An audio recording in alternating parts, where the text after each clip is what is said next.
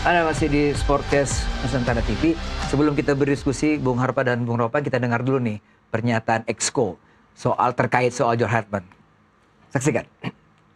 Saat itu memang kita melakukan interview, tujuannya adalah untuk menggali kesiapan calon-calon pelatih itu untuk bersedia atau tidak call out di timnas Indonesia.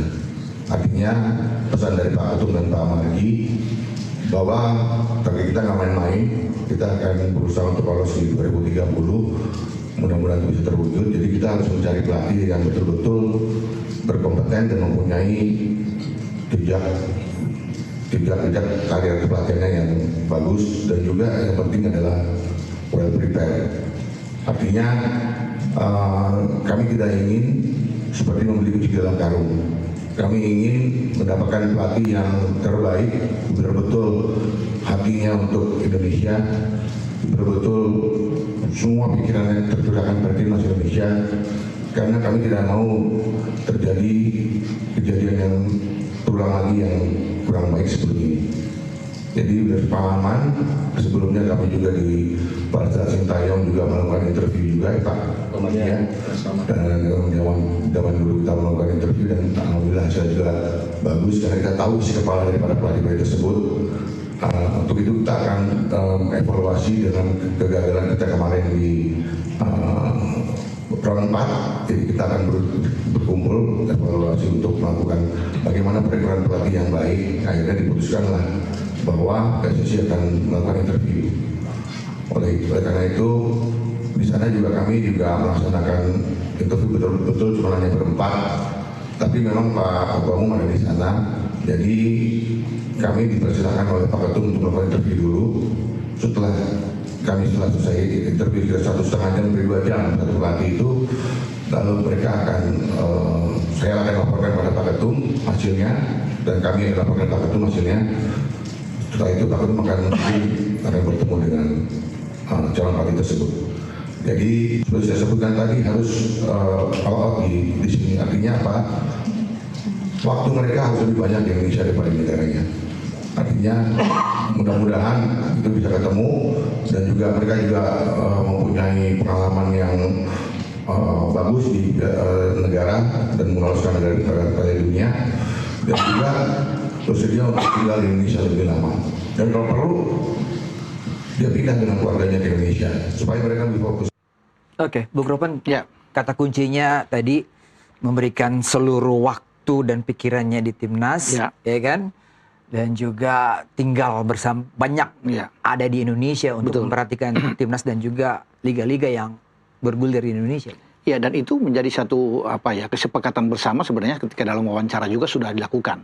Dan dia menyetujui bahwa dia akan lebih lama tinggal di Indonesia, bahkan sudah dijelaskan tadi keluarga akan diangkut semua untuk bersama-sama ada di sini, dan dia punya kesempatan untuk berkeliling, hadir di setiap stadion, karena untuk bisa melihat juga pemain-pemain yang berada di Liga Super. Itu penting juga buat dia, dan menjadi tantangan seperti Harpa sudah bilang tadi ya, di AFF juga selain ada FIFA Series ya, bagaimana kita bisa menjadi juara, terlepas orang mau bilang itu piala apapun, tapi kan kita belum pernah menjadi juara di sana selain 6 kali runner up. Nah, ketika dia datang, kesempatan itu ada karena Tom Hayes sudah ada di sini, Liliano Reinders ada di sini, nanti Joe Pelupesi menyusul, ya akan ada di sini. Sandy Walsh itu ada main di Thailand, ya, kemudian Sain Batinama, ada Jordi Amat. Jadi kalau melihat dengan komposisi seperti ini, untuk juara di AFF itu terbuka, sangat terbuka sekali buat kita untuk dengan John Hartman ini. Tapi tentunya orang akan melihat dengan menguji dia di bulan Maret April itu di FIFA Series, boy, yang bisa kita akan lihat bagaimana racikan dia.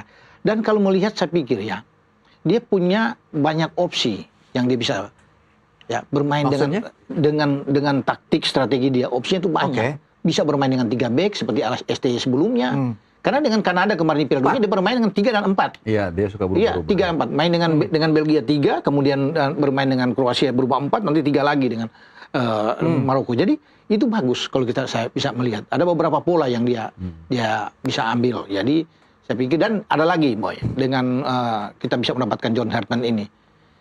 Dia diminta untuk meng-hire 1 pelatih atau 2 pelatih orang Indonesia.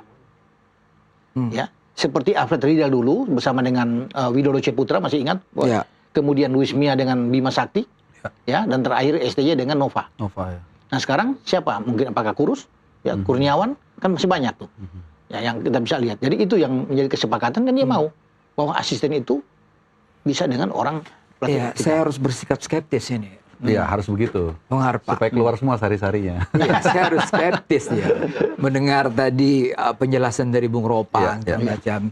Tentunya ya ujian pertamanya adalah ketika dia apa sih tugas utama sekarang dengan keadaan timnas kita yang kita harus jujur terpuruk ya. 3 turnamen tahun ini kita hancur.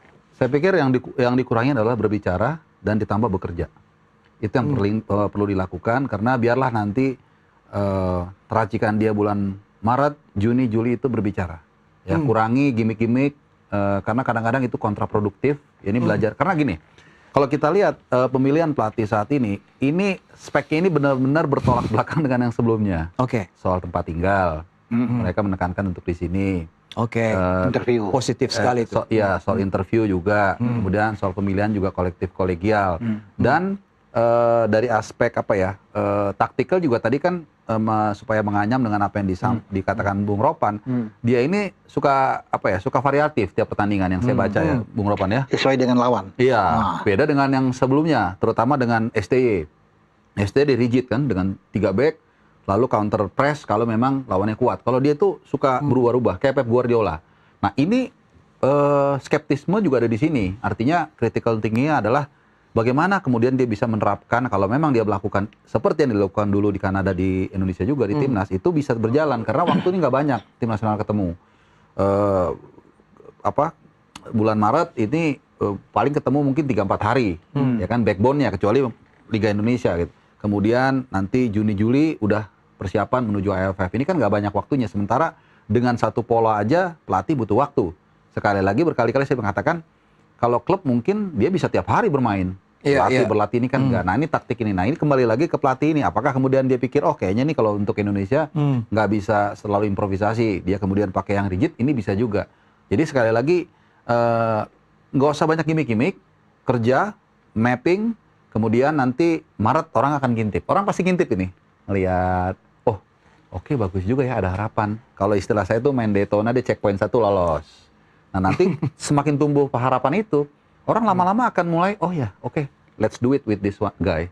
I think we have hope with him gitu. Itu yang menurut saya akan dilakukan. Jadi daripada nanti ngoceh ini tim kelihatan terbaik lah, apalah segala macam itu, setuju. Malah membuat mereka akan terbeban. Kemudian akan nanti terjadi debat kusir. Jadi normal-normal aja presentasi. Kalau presentasi tadi juga seperti yang Bung Ropan katakan ada satu bagian yang sangat positif yang juga berlawanan dengan sebelumnya meng-hire pelatih lokal. Zaman Patrick Kluivert setahu saya nggak ada ya. Sempat ada audisi, terakhir sempat Zulkifli Syukur hampir gimmick aja. Itu yang saya katakan, udahlah kerja apa adanya aja, nggak masalah. Kita diskusi ini fans biasa aja, mungkin nggak apa-apa, biarin. Tapi nanti mereka tuh udahlah komentar-komentar yang nggak perlu itu nggak usah. Mereka kerja, mereka membuktikan, udah itu. Bung Ropan, backbone tetap pemain, maaf, kita harus sebut pemain naturalisasi. Iya, betul. Mau nggak mau, punya waktu cuma 5 tahun untuk target 2030. Ya, itu one last shot kita itu mungkin. Kanada 4 tahun, itu pun pemain intinya backbone-nya adalah pemain yang bermain di berbagai negara, Amerika, di Eropa. Jadi memang mau tidak mau, John Herdman tinggal mempersatukan pemain-pemain yang sudah ada ini. Oh iya dong. Pasti kan dia datang ini, dia akan menganalisis semua pertandingan-pertandingan kita di kualifikasi atau di pra-Piala Dunia. Tanpa mengucilkan potensi pemain-pemain lokal ya. Oh iya, dan pasti kan dia tahu semua siapa yang bermain di luar. Itu kan tugas utama dia kan, dia akan melihat semua dan pasti dia akan panggil semua itu. Makanya kalau dia datang di sini untuk lebih lama, saya pikir saya setuju. Dan dia bisa melihat pemain-pemain itu yang ada di sini. Bukan saja, kita kan masih punya Rizky Ridho bermain di Persija, ada Mark Klok, masih ada Egy, Sayuri bersaudara, banyak lah. Dan Nadeo yang ada di sana kan. Tapi kan masih banyak juga yang misalnya ada Malis. Atau Sadil bisa masuk lagi. Septian Bagaskara, Bekam Putra mungkin. Bekam kan masih udah main. Jadi banyak pemain-pemain juga yang harus di-hire, dia akan lihat. Karena dia bukan hanya melihat bahwa ini di FIFA Series juga. Kedepannya juga kan ada AFF juga. Ada Piala Asia juga. Jadi banyak tugas-tugas dia selain menaikkan peringkat lagi. untuk tim nasional kita kan. Dari 1-2-2 bagaimana bisa kembali sesuai dengan apa yang diinginkan oleh PSSI atau Ketua Umum bahwa harus menembus 100 besar di peringkat FIFA kan. Ya. Ya itu kan pasti tujuan utama. Berarti memang dari FIFA Matchday Iya. kita harus yang tadinya kita turun nih 2-3 peringkat kemarin. Karena kalau dihitung dari Maret sampai bulan November, itu kan ada 10 pertandingan Iya. di FIFA Matchday. Iya. Ya. Iya, Apalagi kalau ditambah dengan FIFA Series kan, Iya.